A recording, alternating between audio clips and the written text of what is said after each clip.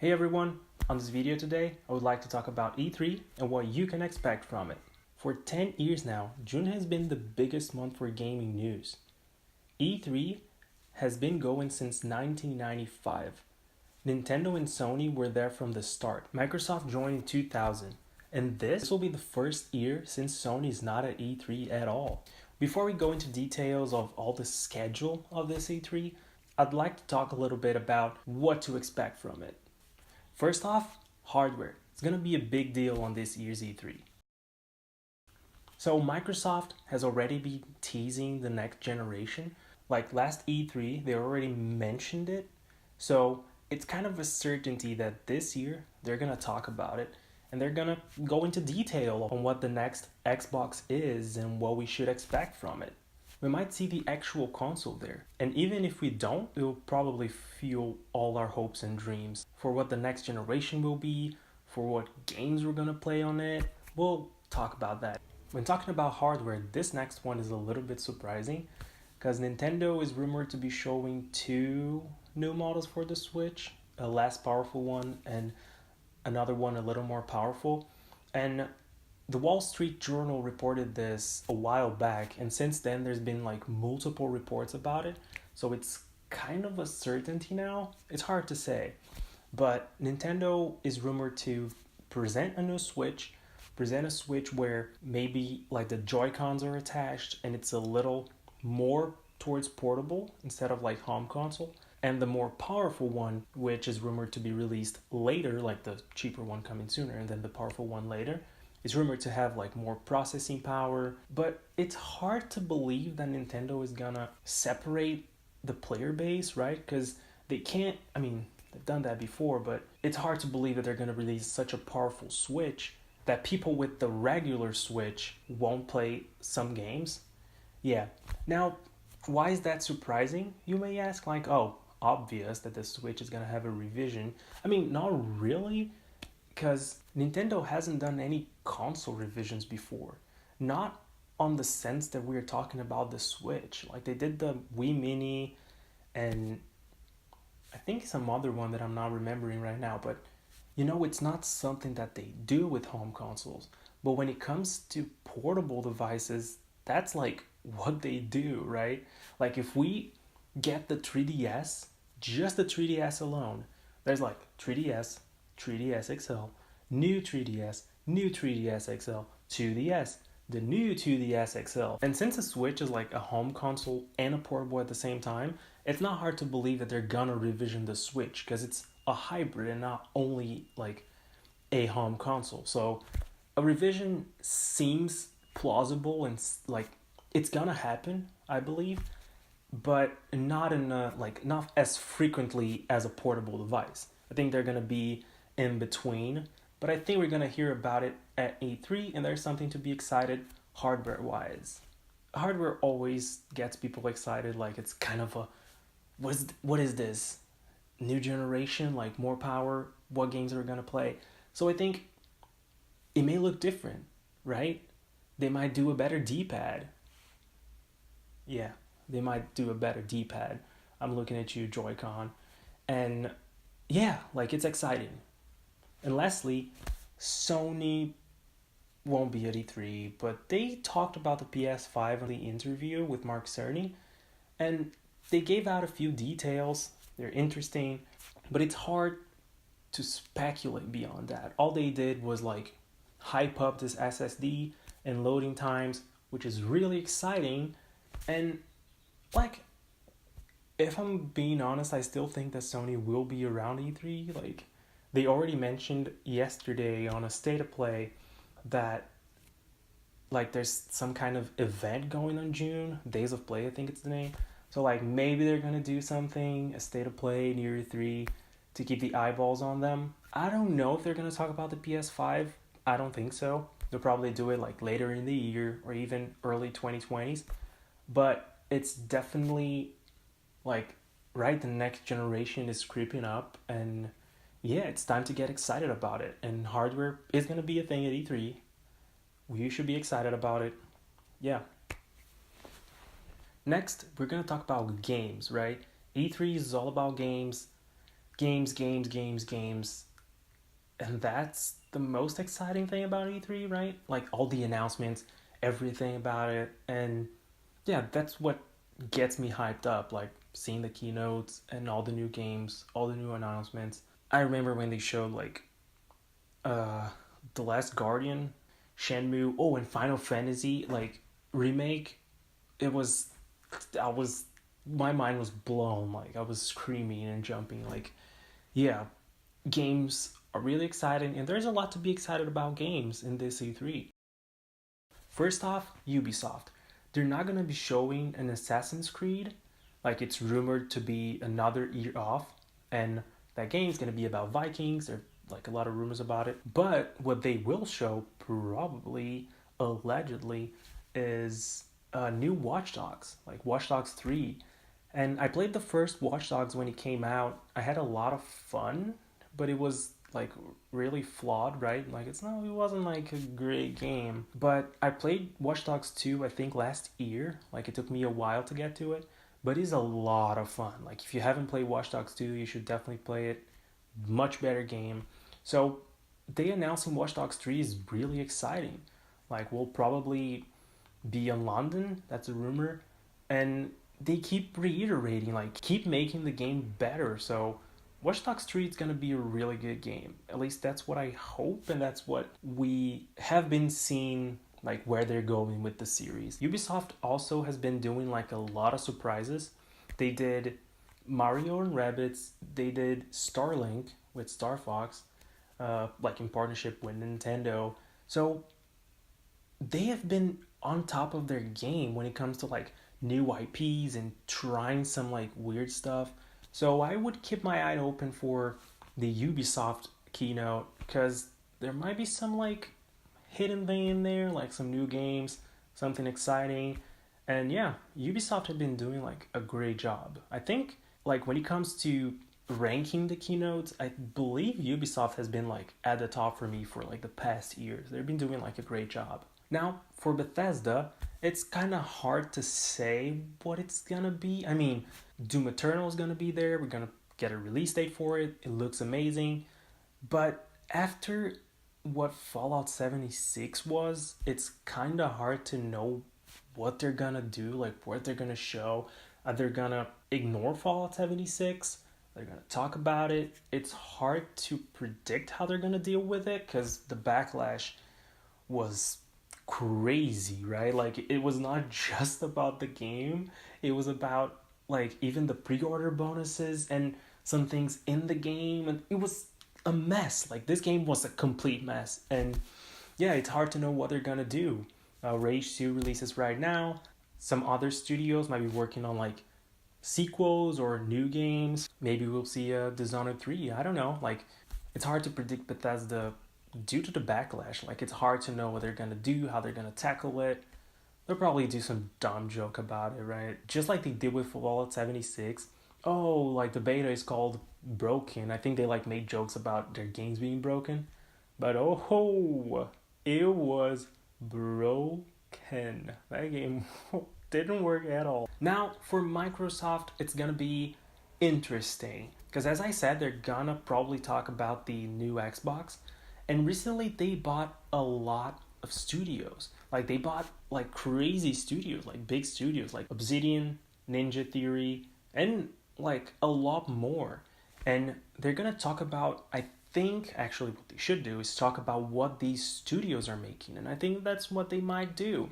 Just to like hype up people, like this is what the studios that we bought are making now, and that's why you should be excited for an Xbox, because Microsoft hasn't been competing with Sony when it comes to exclusives. That's just a reality. Like they don't have a lot of games. So I think showing games, showing things that you'll be able to play on the next generation of consoles, that will probably get people hyped up to eventually maybe like Xbox being back on top, just like on the 360 era. Sony will do their best to stay on top because PS4 really like dominated this generation. And I believe Microsoft's gonna try really hard, at least this E3, like without Sony, to get a lot of attention. So they'll probably show a lot of games, a lot of nice projects. Like Phil Spencer is a really good head for Xbox. At least that's what I've seen from like all these E3s and all the shows that he's been a part of.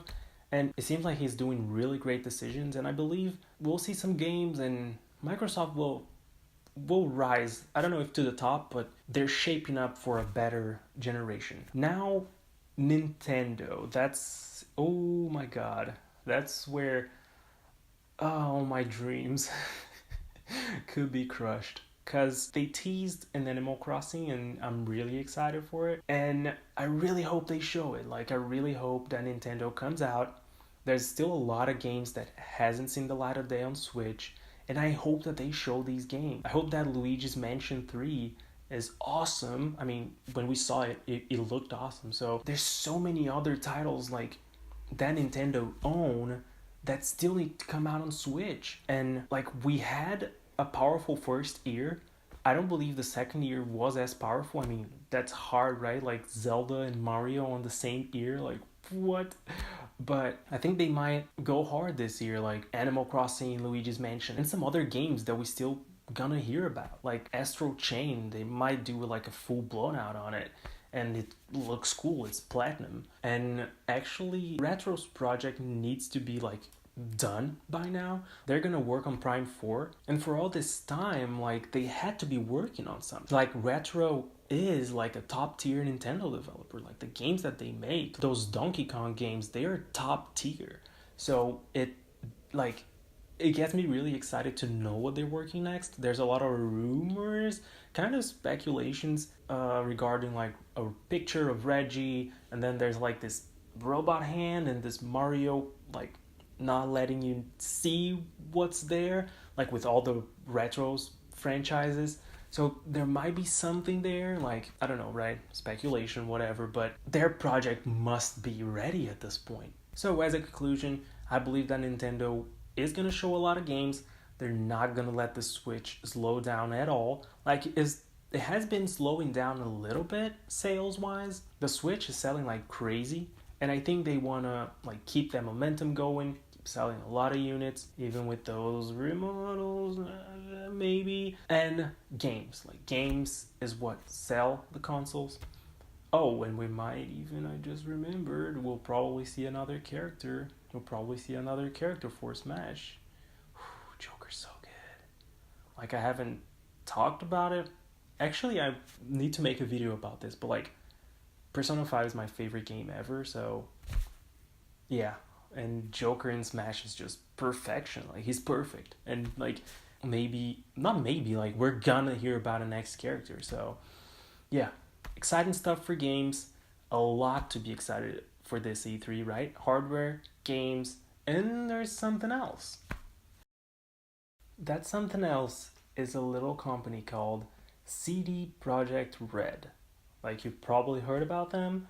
Witcher games, Witcher 3, amazing, insanely good. They said that this E3 is gonna be the most important E3 ever. In quotes. Like, he said that. And that's really exciting because of a little game called Cyberpunk 2077. And, well, it's not a little game at all. Like, it looks insane. That game looks crazy, like what they showed. There's so much promise for this game. It was announced in 2012, and like last year we heard about it, saw the video, big blowout. And for them to say that this is gonna be the biggest, like the most important E3 ever, it's gotta mean that like Cyberpunk's gonna be like big media blowout.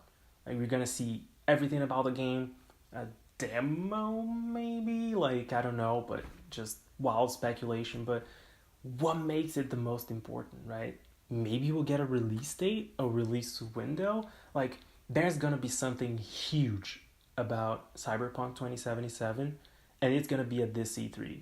So keep your eyes open. Like, I believe we'll be at Microsoft's conference again.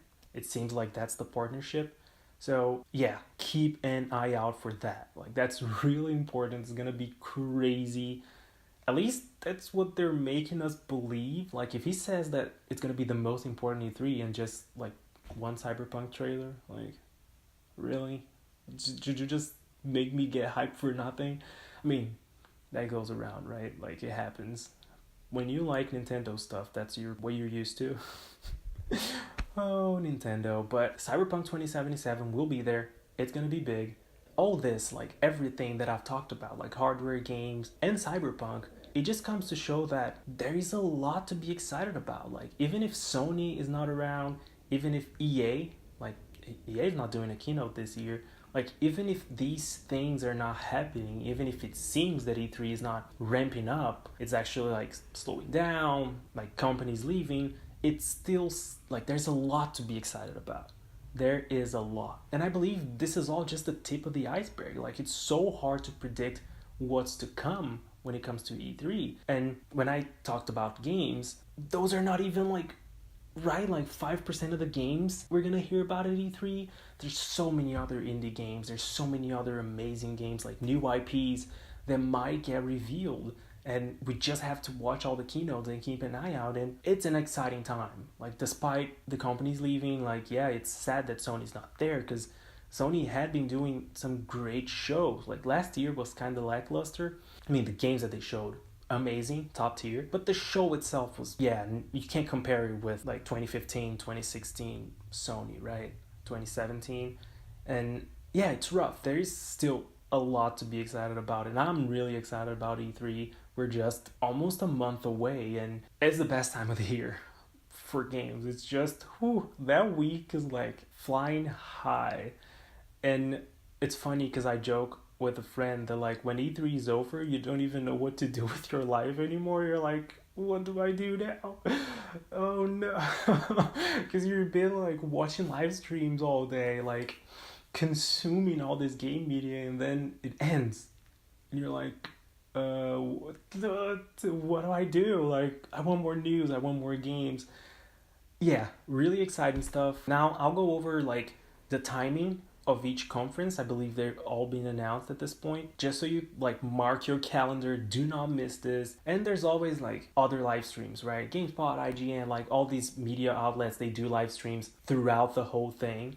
So yeah, there's a lot to be excited about. So Microsoft will be there Sunday, June 9th at 1 p.m. Pacific time. Next is Bethesda, June 9th at 5:30 p.m. PST. The PC gaming show is happening way early this year. It's gonna be on Monday, June 10th at 10 a.m. Pacific time. The Ubisoft keynote happens at June 10th at 1 p.m. Pacific time, not colliding with PC gaming show anymore. I believe they were like close by, so that's good. We can watch all the shows without like hurrying to see another one. That's really good. As I said before, EA won't do a show this year. They will be at E3 like they've been the past years, like doing their thing somewhere else. But they will do some live streams on particular games. So there won't be a keynote, but there will be like live streams about games. Maybe we'll get a lot more loot boxes. Who knows? This year, Square Enix took the Sony slot. So the show is going to be on June 10th at 6 p.m. Pacific time. And Nintendo recently confirmed their show is going to be on Tuesday, June 11th at 9 p.m. Pacific time. Just as always, cozy morning show with Nintendo. Treehouse is right after that live stream that Nintendo keeps for the whole show. It's, yeah, they've been crossing over like the Direct and Treehouse. So they might announce a game. Actually, I could like predict stuff right now. Like, they're gonna announce the game at the Direct, and like Treehouse is gonna like just keep showing that game as soon as the Direct is over. Yeah, this E3 is gonna be exciting. Believe me. At least I hope so, right? It's such an exciting time of the year, and despite these companies leaving, I think it's still gonna be exciting. So all these times will be in the description. Almost a month away, and it's time to get hyped. Choo choo, the train's rolling, baby. Let's go. E3, hype stuff. Yeah, let's get excited. I hope you guys like this video. It's my second one. Ooh. And I actually wrote basically everything that I'm talking about here. I actually talked way more than I wrote in the article. But yeah, if you want to read about it, I'll put a link in the description. Yeah, E3, hope you guys liked it. Bye.